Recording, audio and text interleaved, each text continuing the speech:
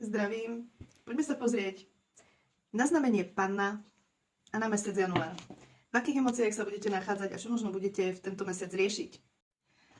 Tak u vás sa budú drať na povrch tento mesiac také tie staré krivdy, staré veci, staré problémy. Bude sa to drať na povrch, stále vám to bude bežať hlavou a nebudete si vedieť dať s tým rady. Veci, ktoré ste možno už v sebe uzavreli, udusili. Tento mesiac sa to bude drať na povrch. Máte tu ale aj napriek tomu všetkému plánovanie dopredu. Budete chcieť plánovať dopredu, byť úspešnejší a tak nejak plynule do tej vašej cesty to zahrnúť. Čo ste možno kedysi chceli, či nová práca. Niektorí tu aj majú tu, že sa budú chcieť tento mesiac dobre zaradiť medzi ostatných, takže môže to byť buď nová práca, nástup do novej práce.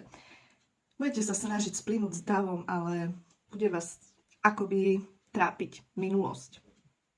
Čo sa týka vašich manifestácií, vašich snov, tento mesiac nebudete vládať, to nejako riešiť.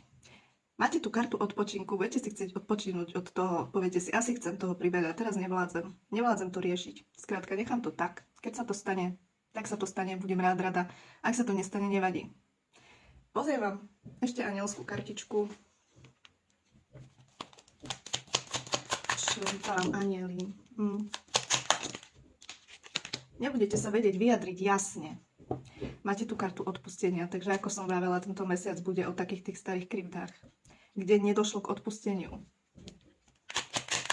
Budete sa tým teraz dosť zaoberať a pritom ani není vhodná doba. Ako by už to nebolo možné vyriešiť, ale vy budete sa týmto chcieť nejako možno zaoberať.